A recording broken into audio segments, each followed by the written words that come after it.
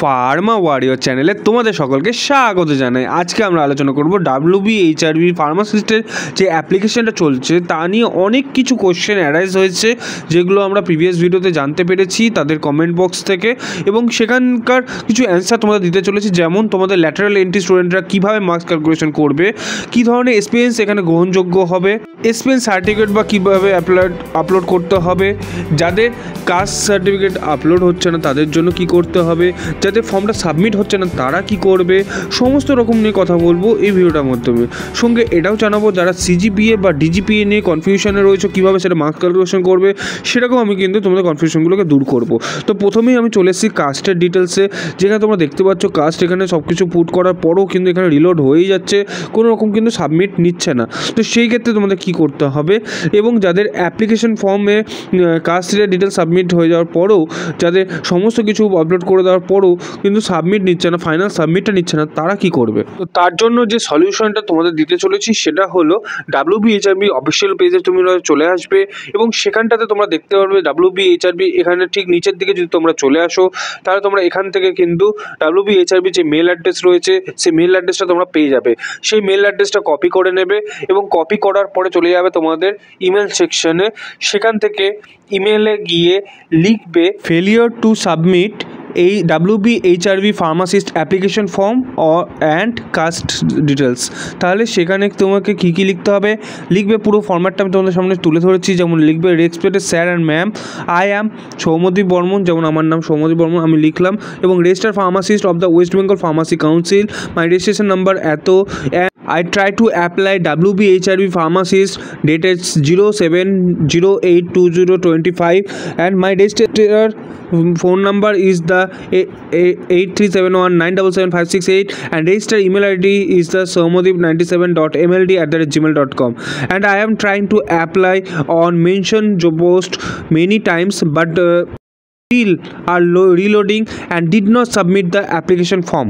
So please guide us for the further details or what to do for the submit our application form. Thanking you. তোমার নাম, তোমার phone number, register phone number এবং register যে email address রয়েছে সেটা দিয়ে তোমার যে প্রবলেমটা হচ্ছে সেটা স্ক্রিনশট নেবে, সেই স্ক্রিনশটটা নিয়ে কিন্তু এখানে আপলোড করে দেবে। যাদের ফর্ম সাবমিট হচ্ছে না তারাও সেম জিনিসটা করবে, এবং যাদের অ্যাপ্লিকেশন যেটা কাস্ট সার্টিফিকেট ডিটেলস হচ্ছে যেটা আপলোড হচ্ছে না সেটাও কিন্তু তোমরা সেম জিনিসটাই করবে। তো এবার আমি চলে আসবো যে যেটা আমি আগের ভিডিওটা বানিয়েছিলাম পার্ট 2 WBHRB পার্ট 2, যেখানে কোশ্চেন অ্যান্সার নিয়ে তোমাদের কথা বলেছিলাম, যেখানে বিভিন্ন রকম তোমাদের কোয়ারি এসেছিল। তো সেখান থেকে কিছু কোয়ারি নিয়ে আমি আজকেও আলোচনা করব। যেমন ফার্স্ট কোয়ারি দেখতে পাচ্ছ, তো এখানে কোয়ারি এসে যে আমি অনেক দিন যাবৎ কাজ করছি, বর্তমানেও সেখানেই কর্মরত রয়েছি, তো সেই ক্ষেত্রে এক্সপিরিয়েন্স সার্টিফিকেট কোথা থেকে পাবো বা কীভাবে সেটাকে আপলোড করব। তো তোমাদের জন্য যেটা আমি সাজেশন দেবো, তোমরা অবশ্যই অ্যাপয়েন্টমেন্ট লেটার তোমাদের একটা থাকে কোম্পানিতে জয়েন করার সময়, জয়েন করে যাওয়ার পর একটা অ্যাপয়েন্টমেন্ট লেটার কোম্পানি থেকে প্রোভাইড করে থাকে। তো তোমরা যদি সেই অ্যাপয়েন্টমেন্ট লেটার শো করো, সঙ্গে 3 মাসের স্যালারি স্লিপ যদি শো করো, সেক্ষেত্রে তোমার যে এক্সপিরিয়েন্স সেটা কিন্তু সেটা প্রুভ হয়ে যায়।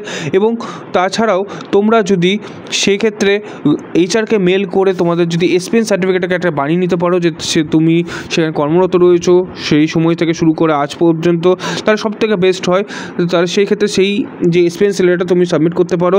তবে এখানে চাকরি ছাড়া কিন্তু কোনো ব্যাপার নয়, তোমাদের চাকরি ছেড়ে দিতে হবে, এবং চাকরি ছাড়লেও যে তোমাকে তারা সময় মতো তোমাদের এক্সপিরিয়েন্স সার্টিফিকেট দিয়ে দিবে এবং তোমরা যে আপলোড করে নেওয়ার মতো সময়টা পাবে সে তেমনটা কিন্তু নাও হতে পারে। তো সেই ক্ষেত্রে অনেকেই বলছে চাকরি ছেড়ে দেবো কি এক্সপিরিয়েন্স সার্টিফিকেটের জন্য। তো আমার যেটা তোমাদের কাছে অনুরোধ থাকবে যে তোমরা অবশ্যই চাকরিটা ছেড়ো না, এখন চাকরির জগতে অনেকটা মূল্যবান সময়, তো সেই জন্য চাকরিটা তোমরা কিন্তু ছেড়ো না। তো নেক্সট কোশ্চেন আমরা পেয়ে গেছি একটা ল্যাটারাল এন্ট্রি স্টুডেন্টের কাছ থেকে, এবং এর উত্তরে অনেকেই কোশ্চেনটা করেছে যে ল্যাটারাল এন্ট্রি যারা রয়েছে তারা কি করবে, এবং তারা ফুল মার্কসে কী লিখবে, এবং তারা কী রকমভাবে সার্টিফিকেটটাকে আপলোড করবে, কিভাবে রেজাল্টগুলোকে আপলোড করবে। সঙ্গে এটাও তারা বলেছে যে আমাদের তো ফুল মার্কসটা কীভাবে কাউন্ট হবে, যেহেতু আমাদের এক্সট্রা ডিগ্রি রয়েছে বা এক্সট্রা সময় তারা 5 বছর ধরে বিফার্ম করে থাকে, সেই ক্ষেত্রে সেটা কীভাবে করবে। তো চলো সেটা নিয়ে একবার কথা বলে নিলেন। তো তোমরা যারা 5 বছর ধরে বিফার্ম করেছো, মানে হচ্ছে যারা ল্যাটারাল এন্ট্রি রয়েছে, তারাও কিন্তু এখানে ব্যাচেলর ডিগ্রি ইন ফার্মাসি এটাকে চুজ করবে। এখানে বোর্ড কী দিবে, বোর্ড সম্ভবত তোমাদের বেশিরভাগ জনের ম্যাকআউট রয়েছে, তো ম্যাকআউটই আমি বললাম, ম্যাকআউটটা লিখবে। যারা অটোনোমাস রয়েছে, এখানে একটা কোশ্চেন এসেছিলো, যারা অটোনোমাস রয়েছে তারা কী লিখবে, তারা তোমাদের যে কলেজের নাম রয়েছে বা যে কলেজের আন্ডারে তোমাদের রয়েছে, কোনো না কোনো ইউনিভার্সিটির আন্ডার হবে, সেই ইউনিভার্সিটির নামটা তোমরা এখানে মেনশন করবে। তো এরপরে চলে আসছি স্টেটের নাম। স্টেটের নামে কী লিখবে, স্টেটের নামে অবশ্যই ওয়েস্ট বেঙ্গল। এরপরে মেন প্রশ্ন যে আমরা এখানে অপটেন মার্কসে কী লিখবো আর টোটাল মার্কসে কী লিখবো। তো তোমাদের যেটা ডিজিপিএ থাকবে বা সিজিপিএ থাকবে সেটা এখানে লিখলে এবং পার্সেন্টেজ করে যেটা দাঁড়াবে সেটা তোমরা এখানে পেলে। সাপোজ যেমন এখানে আমি 72.5 পেয়েছি, তো আমি কী লিখবো, এখানে 725 টোটাল লিখবো 725 এবং এখানে লিখবো টোটাল ফুল মার্কসে 1000। সেমভাবে তোমাদের পার্সেন্টেজ করে যেটা আসবে, মোট কথা তোমাদের এখানে পার্সেন্টেজটাকে শো করতে হবে। সেই পার্সেন্টেজটাকে শো করার জন্য যে সবথেকে ইজিয়েস্ট প্রসেস সেটা হচ্ছে এটা, যে তোমাকে টোটাল মার্কসে 1000 লিখতে হবে এবং অপটেন মার্কসে যেটা লিখতে হবে, যে মার্কসটা তোমাদের আসছে মানে পার্সেন্টেজ করে সেটা তোমাকে লিখতে হবে। কোনো অ্যাডিশনাল আইটেমের ক্ষেত্রে তোমাদের কোনো কিছু ইয়েস করার দরকার নেই, সব ক্ষেত্রে নো করবে এবং এখানে অ্যাডিশনাল আইটেমে 0 করবে। তারপরে হচ্ছে আপলোড মার্কশিটে। আপলোড মার্কশিটের সময় কী করবে, তোমাদের যতগুলো মার্কশিট রয়েছে, যে 5 বছরের টোটাল হচ্ছে তোমাদের 10টা তাহলে মার্কশিট থাকবে, সেই 10টা মার্কশিট তোমরা এখানে আপলোড করবে। সঙ্গে তোমাদের কী করবে, এর সঙ্গে যে তোমার ডিগ্রি সার্টিফিকেট রয়েছে সেই ডিগ্রি সার্টিফিকেট, যাদের ডিগ্রি সার্টিফিকেট তাদের প্রভিশনাল ডিগ্রি সার্টিফিকেট এবং এর সঙ্গে মার্কস কমার্স শিট এবং যে ম্যাকআউট থেকে দেওয়া যে মার্কস কমার্স শিট ছিল সমস্তটা কিন্তু এখানে একসঙ্গে সিঙ্গেল পিডিএফের মধ্যে করে কিন্তু এখানে আপলোডটা করবে। আর এই সমস্ত ফাইলটাই কিন্তু পেয়ে যাবে ফার্মাসের টেলিগ্রাম চ্যানেলে। তো এবার চলে আসছি, অনেক কিছু সার্কুলার আমরা দেখতে পাচ্ছি এবং সেখানে বলা হয়েছে সিজিপিএকে জাস্ট 0.75 থেকে মাইনাস করে 10 দিয়ে গুণ করলেই নাকি সিজিপিএ থেকে পার্সেন্টেজ চলে আসে। তো এটা যে ইনস্টিটিউশন থেকে দিয়ে থাকুক না কেন, এটা সম্পূর্ণ ভুল তথ্য। কারণ তোমরা যদি গুগল করো তাহলে তোমরা দেখতে পাবে যে সিজিপিএর অ্যাকচুয়াল পার্সেন্টেজে কনভার্ট করার ফর্মুলাটা কী, এবং ওয়ার্ল্ড ওয়াইজ বেসিসে এবং যেখানে তুমি দেখো না কেন, ঠিক যে ফর্মুলা সবাই মেনটেন করে ঠিক আমাদেরকেও সেই ফর্মুলাটাই মেনটেন করতে হবে। তো সেই ক্ষেত্রে কিন্তু এটা কিন্তু ভুল একটি তথ্য এবং দেখবে না এখানে কোনো মেমো নাম্বার রয়েছে এবং ঠিক কোনো প্রপার ইনফরমেশন রয়েছে। তো তোমরা যদি আরেকবার গিয়ে জিজ্ঞাসা করো তাহলে বলবে হয়তো, এবং যদি তোমরা গুগলের যে ফর্মুলা সেটাকে যদি দেখাও তাহলে দেখবে হয়তো সেটাকে ভুল প্রমাণিত করবে তারা। নেক্সট যেটা পেয়েছি সেটা হচ্ছে টু হুম মে কনসার্ন। এটা পাওয়া গেছে জলপাইগুড়ি ইনস্টিটিউশনের তরফ থেকে, যেখানে তারা বলেছে তারা কোনো রকম কিন্তু পার্সেন্টেজ কনভার্সেশনের কোনো সিট কিন্তু তারা প্রোভাইড করতে পারবে না, বিকজ পিসিআই তাদের গাইডলাইনে এটা বলা হয়েছে যে সিজিপিএতে তাদের মার্কসটা দিতে হবে, তাই তারা সিজিপিএতেই মার্কসটা প্রোভাইড করে থাকে এবং পিসিআই গাইডলাইন ছাড়া তারা অন্য কোনো গাইডলাইন মানতে পারবে না। সেই ক্ষেত্রে তারা জানিয়ে দিয়েছে তারা কিন্তু কোনো রকমভাবেই কোনো পার্সেন্টেজে কনভার্সনের ফর্মুলা দেবে না। তো সেই ক্ষেত্রে তোমাদের কী করতে হবে, সেই ক্ষেত্রে তোমাদেরও সেম পদ্ধতি, তোমরা আগের ভিডিওগুলো দেখবে, পার্ট 2টা দেখবে, পার্ট 1টা দেখবে, সেখানে পুরো ডিটেলসে বলা রয়েছে ঠিক কীভাবে ডিজিপিএকে বা সিজিপিএকে কীভাবে পার্সেন্টেজে কনভার্ট করতে হয় এবং ঠিক কীভাবে মার্কস কনভার্সেশন শিট তৈরি করতে হয় এবং সেভাবে তোমরা কিন্তু প্রপারলি সেটাকে আপলোড করবে এবং আশা করবো আমি তোমাদের কোনো রকমভাবে রিজেকশন আসবে না।